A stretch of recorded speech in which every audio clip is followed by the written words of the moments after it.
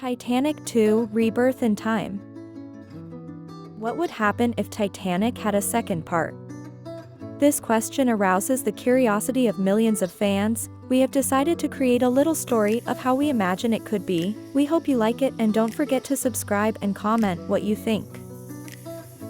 110 years after the tragedy in the North Atlantic, a renowned shipping company makes an announcement that shakes the entire world: the construction of an exact replica of the Titanic, called Titanic II. Every detail has been meticulously designed to capture the essence of the lost luxury liner, but with all the modern technological improvements.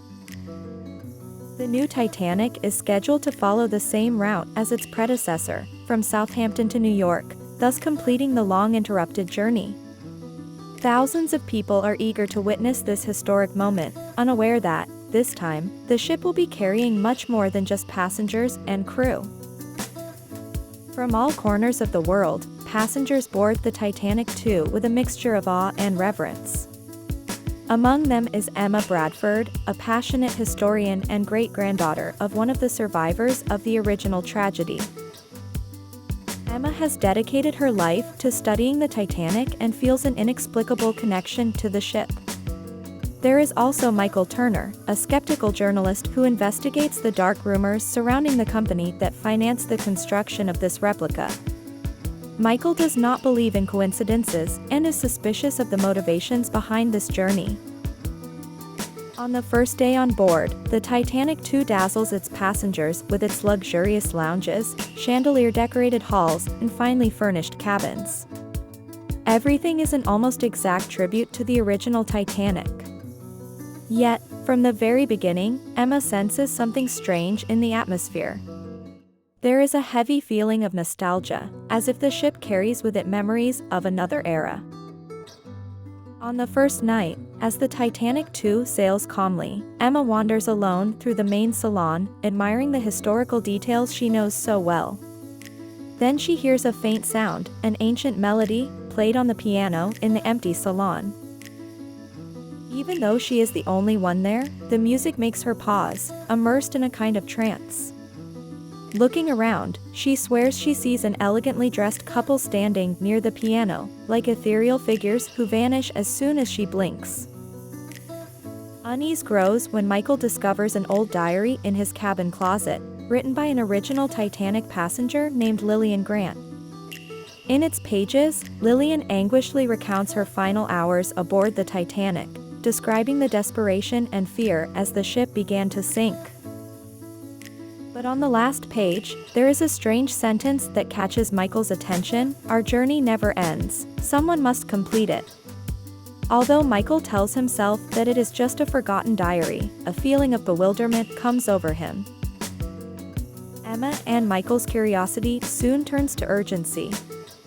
Emma, who is passionate about historical detail, is convinced that something mystical surrounds Titanic II. It feels like a repeat of history, a chance to free something that was trapped in 1912. As the Titanic II heads out into the Atlantic, strange phenomena increase.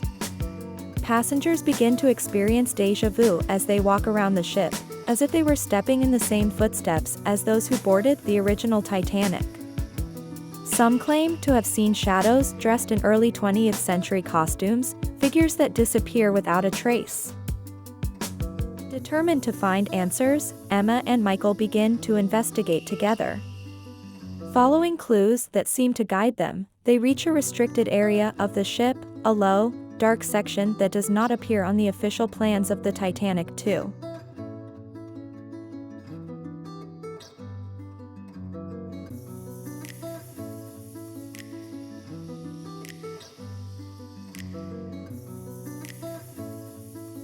Emma and Michael look at each other in disbelief. Why would a replica of the Titanic have a hidden memorial to the deceased from the original Titanic? At that moment, they both understand that the replica is not just a tribute, but a kind of a door that connects to the past. Titanic II seems to have become a spiritual extension of the original Titanic, bringing with it the souls of those who never managed to complete their journey. On the third night, the Titanic II finds itself in the midst of an unexpected storm. The waves are fierce, and the ship seems to lose its way, coming dangerously close to the coordinates where the original Titanic sank. While the passengers try to remain calm, Emma and Michael feel they are on the verge of a discovery. Guided by a strange impulse, they head to the bridge, where they find the captain and several officers silently staring at a ghostly figure on the radar, a blurry image of the original Titanic, as if its reflection were calling to them from the depths. Michael realizes that the Titanic II is being guided toward the wreck site. Desperate to prevent a tragedy, Emma and Michael convince the captain that they should hold a remembrance ceremony. Despite skepticism from some, the captain decides to give them permission. All the passengers gather on deck in the midst of the storm, lighting small lanterns in honor of the victims of 1912. Emma takes the bronze plaque with the names engraved on it and, in an act of respect, holds it at the edge of the ship. In the middle of the ceremony, the storm begins to calm down, and a mysterious light appears on the horizon, as if something or someone were thanking them from beyond. After days of tension and mystery, the Titanic II finally approaches New York Harbor. Still in the distance, the Statue of Liberty looms against the sunrise, welcoming everyone. The exhausted but deeply moved passengers gather on deck to watch this historic moment. For many, the journey has been more than a crossing. It has been a reunion with history, a connection with a past as present in their hearts as the waves that surround them. As the Titanic II heads into the harbor, a soft, warm breeze blows across the deck. The atmosphere feels different, almost as if the ship is breathing a sigh of relief.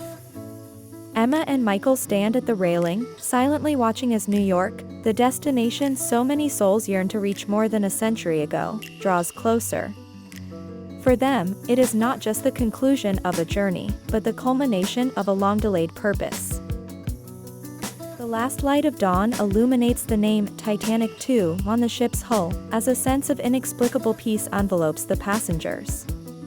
It is then that Emma, with tears in her eyes, whispers to the wind, "We're finally here." She feels deep inside that her words are not just her own, they are the echo of those who lost their lives on the first Titanic, an echo that can now find rest. Michael, excited, takes Emma's hand and together they go down to the main deck, where the disembarkations have already begun. As they walk among the passengers, they observe the silent, reflective gazes of those who also felt the weight of history on this journey. Among them are descendants of passengers from the original Titanic, some in tears, some silent, but all aware that they have witnessed something extraordinary.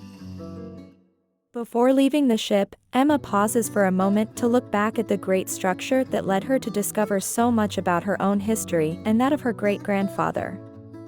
For a moment, she thinks she sees figures in the distance, blurry images of people dressed in ancient costumes watching her from the upper deck. These figures, though ethereal, seem to smile at her, grateful and at peace. Then, in an instant, those figures disappear, as if fading away along with the first rays of the sun. Emma knows that she has witnessed the release of those souls, who can finally rest, having completed their final journey. She feels a mixture of gratitude and sadness, but above all, a deep peace. Already on the dock, a journalist approaches Michael and asks him how he feels about having arrived in New York Harbor aboard the Titanic II, a milestone for history. Michael, after a pause, simply replies, "This wasn't our destiny, it was theirs." Her answer leaves the journalist perplexed, but Emma and Michael share a knowing look, knowing that there are experiences that cannot be easily explained, only felt. The two walk away, and as they head toward the city, they promise themselves to keep the story of the Titanic alive, not just as a symbol of tragedy, but as a reminder of the power of memory and redemption. The last image we see is of Titanic II, still and majestic in the docks of New York, like a legend that has finally found peace.